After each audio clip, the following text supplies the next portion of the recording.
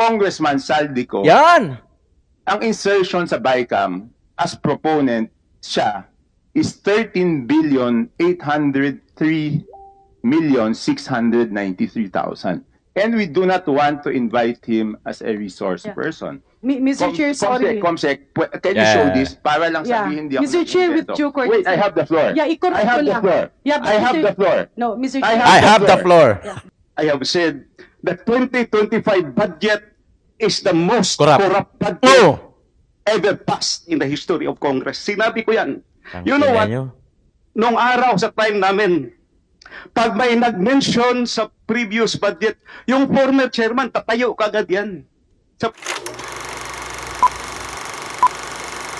Alright, what's up mga kayon? Welcome back pa rin syempre dito lang sa Joe Malone TV, issue ng bayan nating pag-usapan. Papasukin na natin si DJ.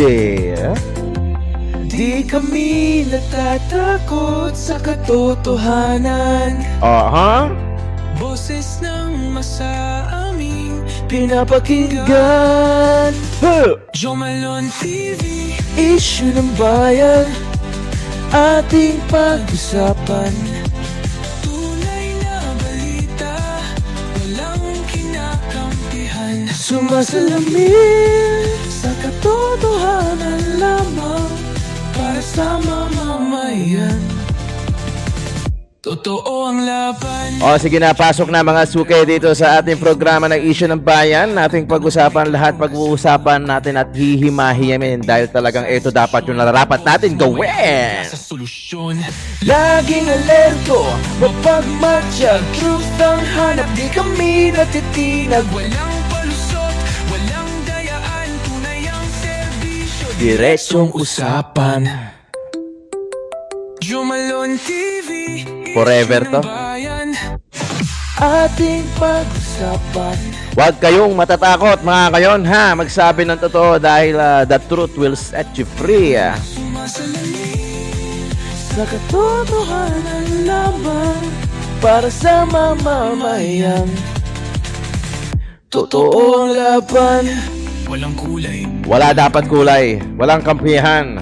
balita, talakayan, katotohanan, para sa bayan. Okay, mega love shoutout sa lahat ng mga members natin dito sa Joe Malone TV. Siyempre, walang iba kundi si JU Production, Ma'am Lorna Tavera, Cesar Puno, Melody Babaran, Sir Larry, Florina Dacumos, Paulos Lutong Bay, patikim naman, si Ma'am Lorna, Danny Ubaldo, Manix Sangko, maraming salamat. Meron po tayong joint membership dyan para dun sa mga gustong pumasok. Maluwag na maluwag po. At syempre, mega love shoutout sa lahat ng mga viewers natin, OFW ka man o dito sa Pilipinas, lokal, Luzon, Visayas, Mindanao. Maraming salamat po sa pag-comment nyo dyan kung saan yung exact location nyo. Attendance check. Muna tayo dyan sa baba mga kayon. Wala tayong kape ngayon. Okay, mega love shoutout po sa inyo lahat. Paki-comment dyan sa baba kung saan yung exact location nyo. Ito, pag-uusapan natin. Sisirain ko muna yung umaga ninyo, ha? Dahil kung kaming mga vloggers, political vloggers, syempre, yung wave of information na pinapasok namin para ibalita namin sa inyo, kaasar-asar talaga. Syempre, dapat kayo din maasar. Di ba? Hindi. Debunk natin, putang ina. I-debunk natin yung kung gaano kapulpul yung gobyerno natin. I-debunk natin kung gaano ka walang kwenta yung mga iilang congressman, iilang senador. Iilan ba? Pucha, baka mamaya halos karamihan na. Diba? Nakakapagod. Nakakapagod. Inggit na inggit ako sa mga OFW na nanonood sa akin na kahit papano maayos yung gobyerno nila. Alam ko naman hindi perfecto yung gobyerno nyo dyan. Pero pucha naman. Kung dito lang din sa kadyan, puta dyan na ako. Partida, hindi ko pa alam kung ano yung lapses ng gobyerno nyo. Diba? Kung ako nasa ibang bansa, alimbawa lang kung ako nasa ibang bansa, tapos ginato nalalaman ko, hindi ko na naisip pa talaga umuwi. I'm sorry Pero real talk lang tayo rito Ang gusto ko dito, opinion ko to, channel ko to. Kung hindi nyo trip, edi umalis kayo. Di ba? Channel ko to, kung iimbestigahan man nila tayo, opinion ko to Di ba? Bakit? Masama na ba magsabi ng sariling opinion? Di ba? Opinion ko to. Di ba? Lahat tayo entitled sa opinion. Opinion ko na ang gobyerno natin sa Pilipinas, putya, parang wala nang patutunguhan talaga Minsan yung tinatanong ni Jessica Soho kay Mayor Magalong, kung may pag-asa pa ba ang Pilipinas, parang gusto ko sagutin. Meron, pero sobrang layo nung nakikita ko. Eh. Malayo pa sa farsightedness eh. Di ba? Totoo yan. Ay, wag na tayo ayoko yung nag-sugarcoat. Ayoko yun. Parang kaplastikan yun. Alam nyo naman ako rito. I would rather make or create different content rather than sugarcoating itong mga pulpul na putya. Nandiyan pa kayo sa posisyon ninyo. Wala naman kayong ginagawa. Eto na. Sige. Kahapon ito, September 2, 8 oras yung part 1 ng House of Representative Committee on ano ba yun? Committee on Accountability Public Chuchu ba yun? Basta, yung kahapon, yung kaila Toby. 8 hours yung part 1. So may pinili tayo, especially kay Toby. Kasi ito yung medyo nangangalampag talaga ngayon sa kamara. While sa Senado, si Marcoleta, Toby Marcoleta. Ganyan eh.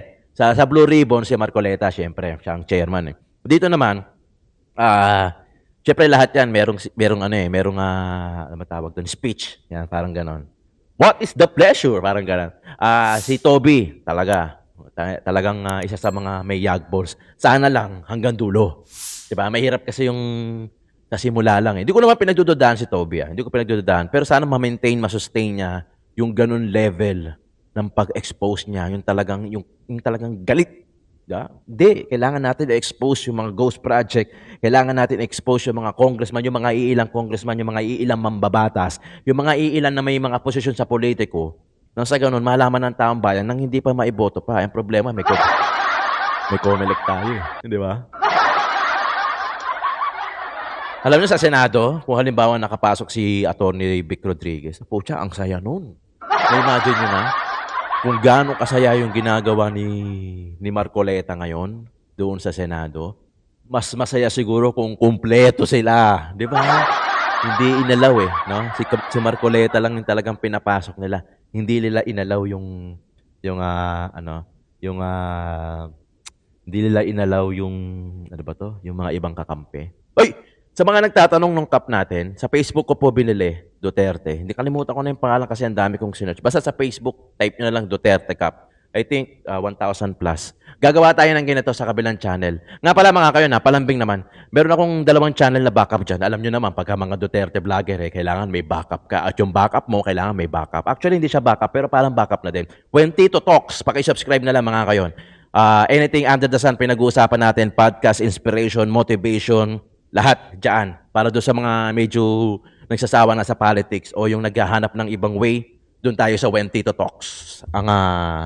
Ang isang channel natin. Tapos yung isang backup natin, kung mahilig ka sa mga food vlog, Anli Sizzling, yung mga mura na marami pa, Mami Pares, Tito Jom, Tito ng ina mo. Pakisubscribe mga kayon. Paki-double check na rin kung nakasubscribe na kayo dito sa Jomolon TV. Kung hindi pa naman mga kayon, paki-subscribe na lang at paki-click na rin yung notification bell para lagi kayo updated sa mga videos na ina-upload natin araw-araw. Simulan na natin. Pasok! House of Representative! Can we restate the motion, please? Mr. Chair, Mag-aaway I yan move eh. to that this committee invite the chairman of the Committee on Appropriations and the chairman of the Senate Committee on Finance in the last Congress, na 19th Congress, para malaman po natin kung paano, ano yung talagang storya, bakit nadagdagan ng may 100 bilyon at saan nila kinuha yung mga programa na yon na idinagdag sa pantalang sinasabi po ni Secretary Bonoa na hindi naman po sila yung nagbigay ng mga programa na ito. Diba? Alam niyo po, especially on flood control projects, kung malalaking proyekto to, dapat po mayroong mga environmental compliance certificate.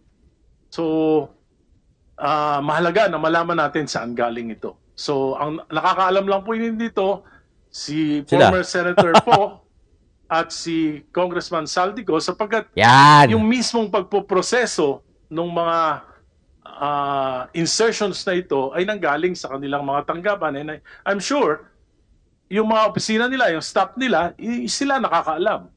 Dahil sila yung nagproseso nitong mga insertions na ito. Mr. Mr. Chair, I seconded I would like motion. I Bago would like na, to no? second. Yes, sir. No. May I? I would like to second the motion. I would like to explain why. You know, Yeah. last Ungab, ungab. 4, I delivered a privileged speech questioning the, I think, mangled mangled beyond recognition 2025 budget, and I was very specific on the automatic appropriations. Almost ang daming ginalaw.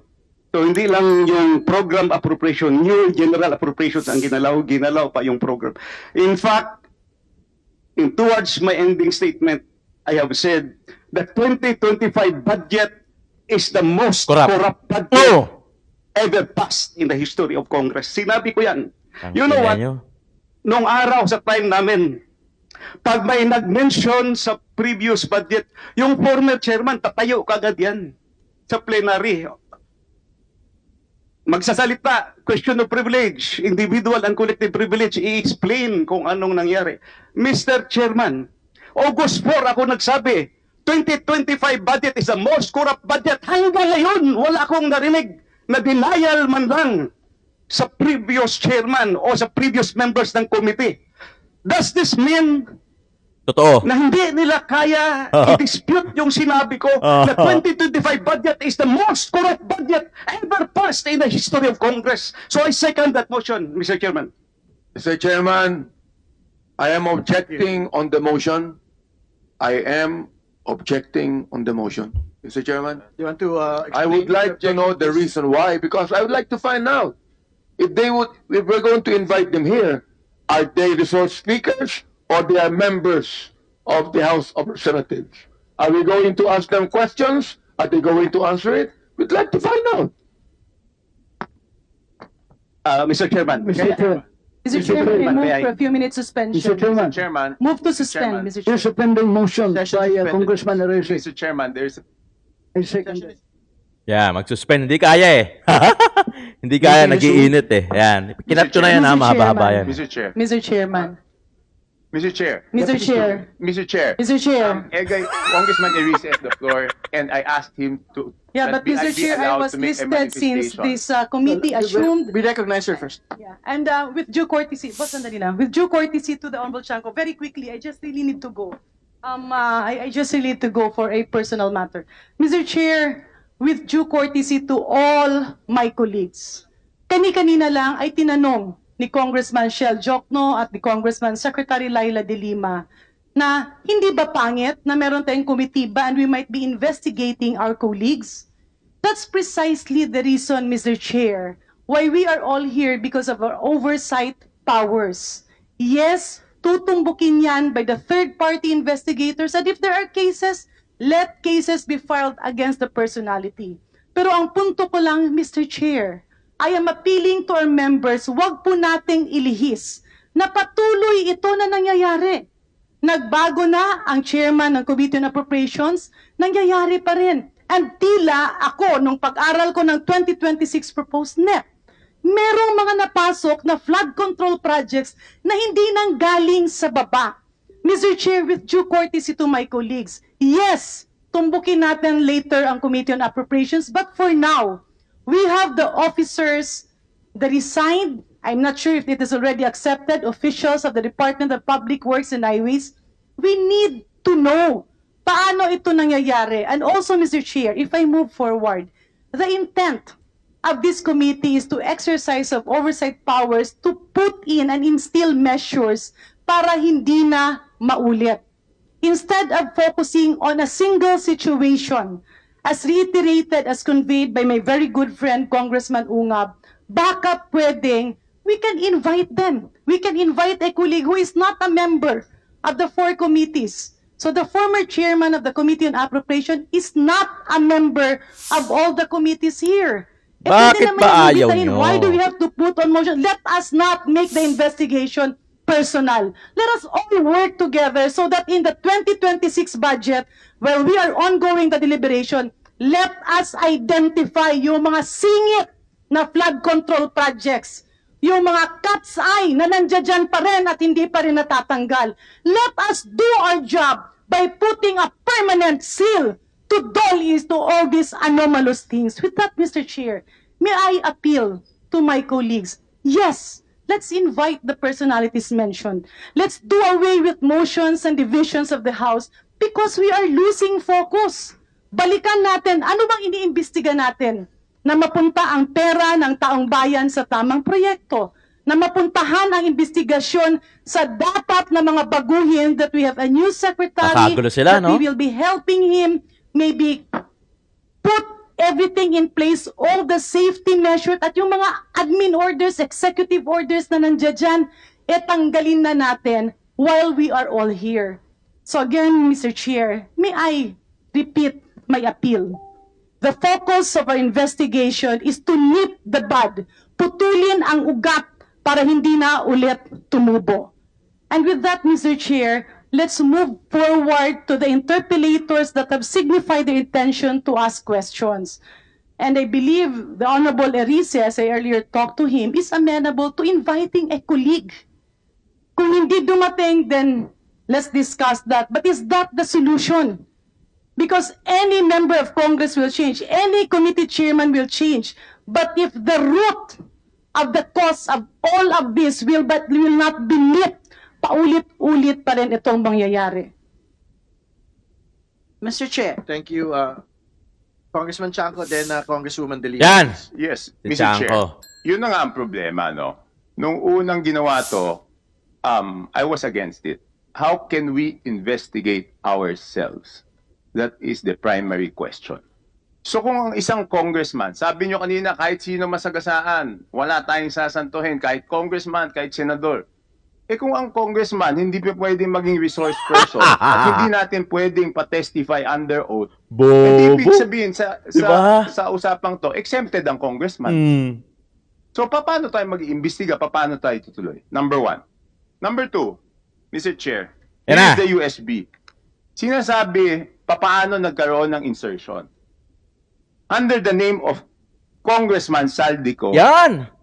ang insertion sa BICAM as proponent siya is 13,803,693,000. And we do not want to invite him as a resource Yeah. person. Mr. Chair, sorry. Comsec, can you Yeah. show this para lang Yeah. sabihin di ako Mr. Chair, with nag-invento? due courtesy. Wait, I have the floor. Yeah, i-correct I have ko the lang. floor. Yeah, but I have Mr. the floor. No, Mr. I Chair. I have the floor. Yeah, just to, on the I have the record, floor. on the record, Mr. I Chair, have the floor. he did not refuse Suspend. to I have the floor. Suspend. Motion to suspend. Suspension na naman. Tangina niyo. Kakagulo kayo dyan, mga No, gago suspended, kayo. suspended. Tangina. Di ba? Oh, wait lang. Kakagulo mga puking ng ina, no? Tangina. No, ngayon alam niyo na. O ganito po kami sa Pinas. Only in the Philippines. Di ba? Tsaka makakakita ng ganyan. Diyan kahit anong paling ng ulo mo, pag napanood mo to, kahit anong paling ng ulo mo, kaliwa man o kanan niya, puta talaga mapapailing ka. Ganito po kami. Ganito po kami. Ganito po kami ngayon. At ganito po kami nangyayari. At malamang ganito rin po kami next year. At sa susunod na taon. Not unless talaga.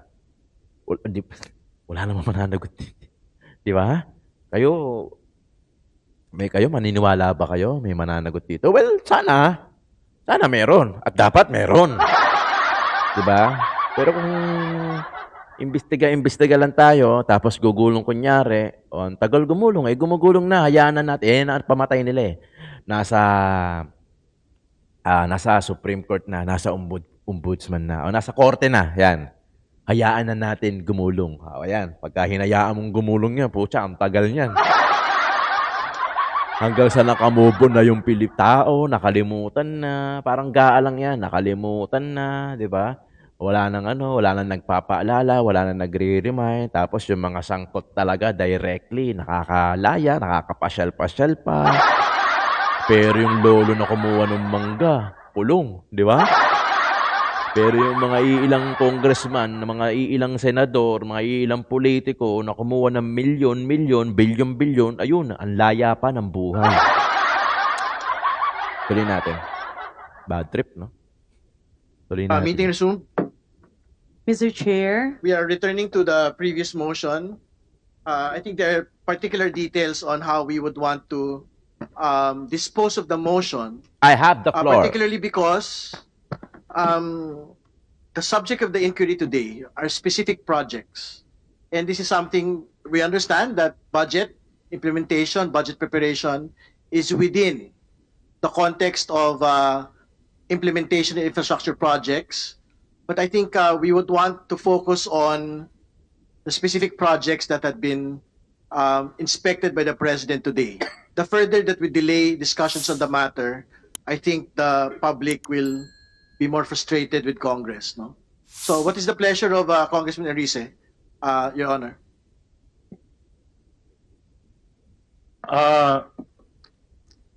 Mr. Chair, if that's the case, I would like to defer my motion because I would like to consult my staff kung itong mga 100 billion na insertions sa 2025 budget ay may mga nakasamang ghost projects as the President had mentioned in his revelations. So, ito-consult ko kung wala po dito, I will withdraw my motion. Pero kung meron, I will insist on my motion. So, Mr. Chair, I would like to request to defer my earlier motion. Thank you, Thank you. Congressman Enrique. The motion is deferred. Mr. Chair. Just a point of order, just a Mr. Chair. inquiry from the movant. So when he moves for the deferment of his motion earlier, he's not really withdrawing the motion. Do I take it correctly? As I said, Mr. Chair, I am not withdrawing my motion. I'm just deferring Deferred. my motion to, in order to consult my staff whether this 100 billion insertions in the 2025 budget includes Ghost project. Some ghost project. projects as mentioned by the President. So, in order to be fair to this committee. Isn't it? I'm sorry, Mr. Chair, but I have to raise this. Isn't it, with due respect to our colleague, the senior minority leader, you were actually mentioning about the BICAM earlier. And really, that's supposed to be part also of my questions later. Nobody has ever seen, or as far as I know, the BICAM committee report for the 2025 GAA has not been released, but I've seen a copy. So there are a lot of questions there. And the only ones who can really explain those things, because there's an unprecedented cuts and insertions, 373 billion, I understand. I consulted certain budget experts. So, ang pananaw ko po, paano tayo makaka-move on sa pag-inquire nitong mga individual projects, insertions, etc., kung hindi pa natin nalalaman ano ang nangyari sa BICAM noong 2025. And therefore, ang makakasagot nun, just information, would be the two chairs of both panels, the House and the Senate, in that BICAM. I'm not saying that my colleague, my distinguished colleague, would have no discretion to make a deferral of this motion. It's just that doon po sana rin ako tutuloy sa punto na yon. We have to understand what happens sa BICAM. And makakasabi sa atin yan, yung report mismo na hindi pa nakikita ng karamihan, and testimony Hindi ba nanonood to as kay Vic? resource persons of those in the know. And Kaya that Attorney refers Vic? to both chairs of the APRO committee of the House and the Finance Committee of the Senate. So it's just a form of a manifestation. At gusto ko lang pong sagutin ng konti yung punto ni the Honorable Congresswoman Garin was saying something, let's not make it personal. Who's saying that we're making it personal? Nothing personal here. It's all about public interest. It's all about truth and accountability. Walang Wow, personalan dito. Coming from you, ah. Thank you very much, Mr. Chair. Mr. Chair. Mr. Chair, Coming from if I you, may, ha, Mr. Chair, Dilama, because ha? I'm We listed would as want the to, first recognize- interpolator. May I appeal to my colleagues? If I may be able to proceed to my line of questioning, I will pursue the line of questioning of the Honorable Edgar Erice, and I fully respect the context of the statements of the Honorable Laila de Lima. With that, Mr. Chair, may I appeal that I be recognized as the Yes, first. please proceed. Maraming salamat po, Mr. Chair. Mr. Maraming Chair, Mr. salamat Chair. po sa ating mga Point of order. kasamahan. Mr. Chair, may Point I of order, ask Mr. Chair. because Point the... of order, Mr. Chair. Yes, what is your does it point of mean- order? Yes. No, I just want to inquire because ang rules na po natin is minority, independent, and majority. No, I don't think there's a rule like that. So kailan po ang term ng independent? Sorry? Kailan po ang term ng... After the majority. So Oh, there's ang a rule. ng committee na to is minority, majority, independent. Yes po. Okay. Mr. Chair. Thank you very much, Mr. Mr. Chair. Chair. Maraming salamat din, Kong Toby. Congressman Flores, please. Yeah, Mr. Chair. The former Secretary Bonoan is actually asking that he be excused, Mr. Chair, as there is going to be a turnover for the DPWH with the new Secretary, Mr. Chair. Yes, I understand. With the undertaking that he will come back and in the next scheduled hearing, We'll Mr. Chair. just Mr. finish his Chair, interpellation, then he can go. Precisely the reason that I want to move forward because the subject of my interpellation will be answered by the Honorable Bonoan. Yeah, very quickly, Mr. Chair, kung pwede lang po sana. I only have 5 minutes. If we do allow that, Mr. Chair, then we would have to allow everyone to ask questions to Secretary Bonoan. But Secretary Bonoan is time bound, no? So we'll just let her finish, then I submit, Mr. Chair. Secretary Bonoan can basically go. Maraming salamat, sir. Maraming salamat, Kong Flores. So, Mr. Chair, kanina nga, may mga natanong si Sec Laila, may mga tanong si Kong Erice. May I ask from the Secretary of the Department of Public Works and Highways, Former po. the former Secretary, no, can you give us a very brief flow of how projects are listed in the National Expenditure Program? Your Honor, the process is, it starts from the engineering districts in consultation with various sectors. Point of order, Mr. Chair. Sorry to interrupt. Hindi kayo matatapos Hindi yan. po kaya nabanggit na po ni Secretary Bonoan yung tanong po ni Congresswoman Garin sa pagtatanong po ni Congressman Erice. This is just a duplication of the question propounded by Congressman Erice. Di ba? Tigil na natin yun kasi may kasunod tayo kay Toby.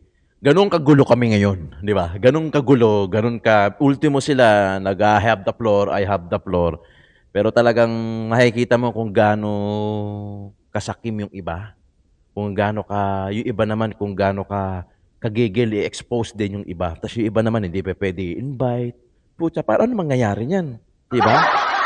Kung hindi pa pwede i-invite yung ibang congressman para maging resource person, ano na mangyayari sa atin yan? Kung tayo mismo nagtatakpanan. Di ba? Walang mangyayari sa ganitong klaseng investigasyon kung pare-parehas na may kanya-kanyang excuses. Panoorin natin, Toby. Babaksik din to. Ayaw naman napakita, di ba? Hindi pa deny mo muna sa kanila para masaya. Kasi ganun lagi, di ba? Tignan mo, katulad nung kay Mayor Magano, o sige, pangalanan mo, ayaw na. Nagsasabi, deny nila, lalabas ko. Sir, totoo ba local government na lang ang magre-request, hindi na raw magagaling sa Congress? Hindi ko alam. No, 2 billion for over 2 billion for ito. Para siguradong eksakto hanggang 2295 ako Bicol, BHW 2064 tapos 18 billion plus under Saldico. Aside from doon sa dalawa. 13 billion, sorry. 13 billion. Na sila ang request. Hindi. Siya yung requestor tapos napupunta. 'Di ba kaya sabi ng ibang congressman, hindi ko lang pangalanan. Sabi niya hindi ko naman alam paano napunta yan sa distrito ko, 'di ba? Hindi ko na alam. May kayong in-interview na congressman. Hindi ko alam paano napunta yan sa distrito ko. Sa distrito niya, may napasok doon na at least nandun papakita ko sana at least 2 billion. Yung congressman na nagsabi na hindi ko alam paano napunta yan sa distrito ko. Meron Magic. doon 2 billion requested by Saldico. Pumunta sa distrito niya. So ibig sabihin, yun na nga yung dugtong-dugtong di ba? Hindi pa papapos sa Congress na Hindi pa bore, ibig ko lang sabihin, di ba? bakit kailangan ang requestor is si Saldico? Bakit hindi yung congressman ang Mismo. requestor? Kasi yung project na yun, yung 2 billion na yun, may nangyari naman, sir. Ano no? Doon po sa ni-request ni kung sabi ko. Kung nagawa? Opo. Hindi, naka-hold nga yun eh. Yun yung mga naka-hold. Yung sinasabi ko naka-hold. Part of FLR. Part of FLR. So kung dapat mag-independent investigation. Dapat sa check. Nakita nyo naman, di ba? Hindi nga pwede, sabi nila, hindi nga pwede mag-testify as resource person ang congressman. Paano kung yung congressman ang Iniimbestigahan. may problema? Paano mo siya iimbestigahan? Yes. Kung hindi siya pwede maging resource person? Ganun kakupal. Parang ano natin, parang wala rin. Hindi ba reason kung bakit may motion to adjourn kanina prior si Erice? Hindi. Ang pagkaintindi ko, kaya siya nag-motion to adjourn. Gusto niya, hindi ako nag-motion hindi ko alam. Ang pagkaintindi ko is because gusto niya makuha muna yung yung undertaking na wala kaming walang pecuniary interest yung mga members. No. No.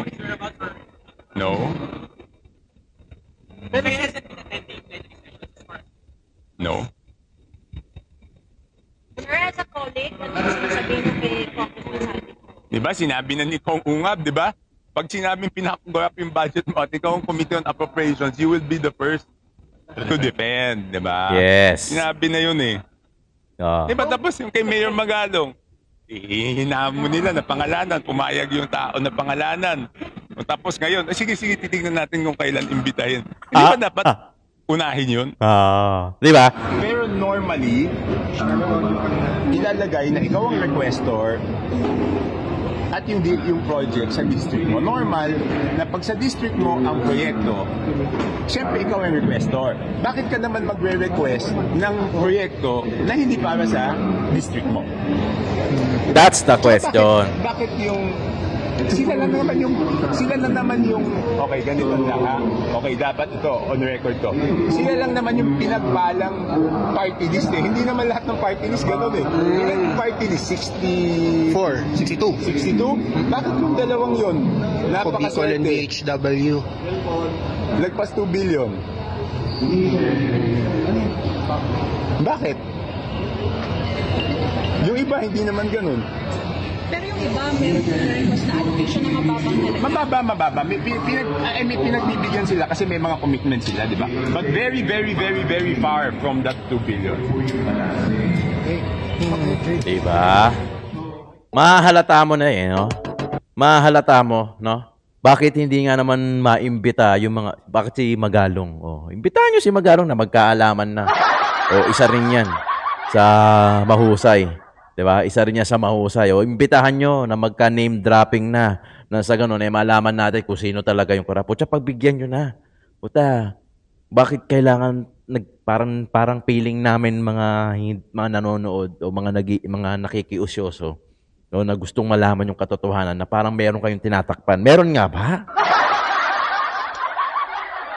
Kasi pakiwari ko, parang meron eh. Di ba? Parang meron kayong gustong paktakpan o bakit hindi pa pwede imbestigahan lahat? Bakit yung mga ibang congressman hindi pwedeng padaluhin? Bakit kung talagang gusto nyo magkaalaman in aid of legislation, bakit imbitahan ka kasi Magalong? Naghihintay na yung tao. At ako naniniwala ako na Mayor Magalong equip yan.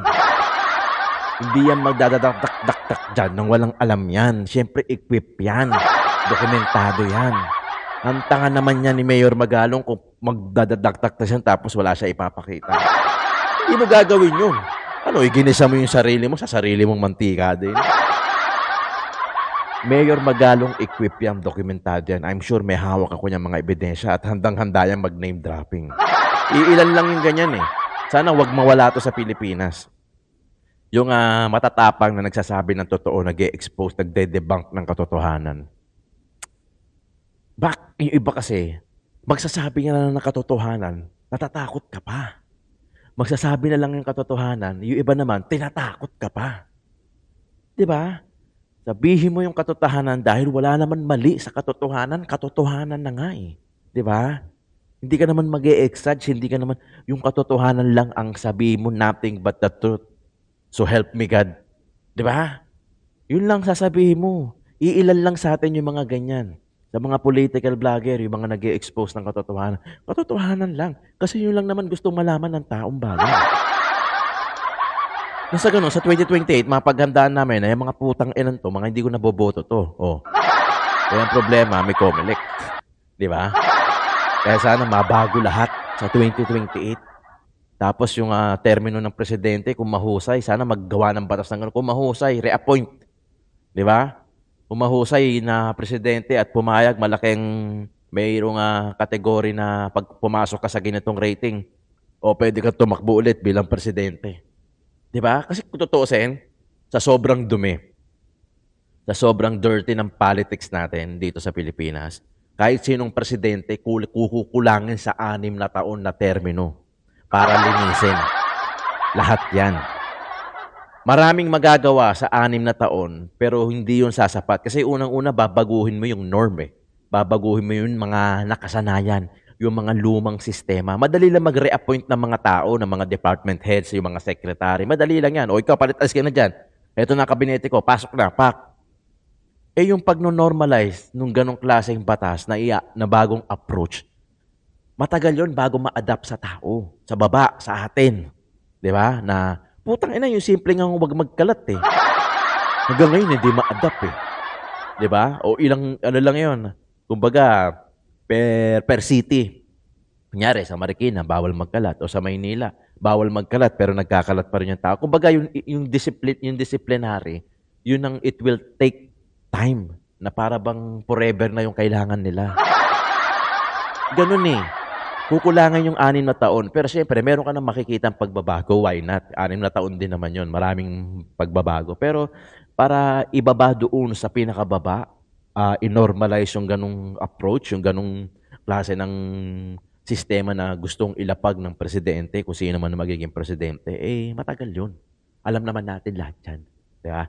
Alam na natin yan. Per city, dito sa Marikina, kahit pa alam nyo naman yan, bawal magyosi, may mga sa kung saan-saan, bawal magtapon, nauuhuli sila, pinagko-community service sila.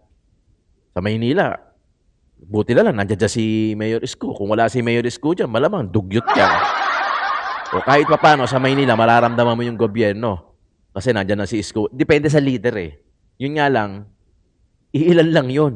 Pasig City, si Biko, o hindi mo talaga makakailan na talagang napakahusay ni Biko, Yorme Isko Moreno, di ba? Pero yung ibang city, paano na? We're talking about 2 cities lang, Pasig and Maynila. Above the other city, ilan yan? Sa Metro Manila. O, di ba? Kahit na mag-reappoint tayo ng tao dyan, nag-reappoint ng mga mahuhusay na tao, syempre, pagbaba niya sa baba, syempre, didisiplinahin pa yun eh. It will take time na para bang forever. Di ba mga kayon? Alright, maraming salamat, Joe Malone TV, issue ng bayan nating pag-usapan mamaya ulit. Maraming salamat to September 3.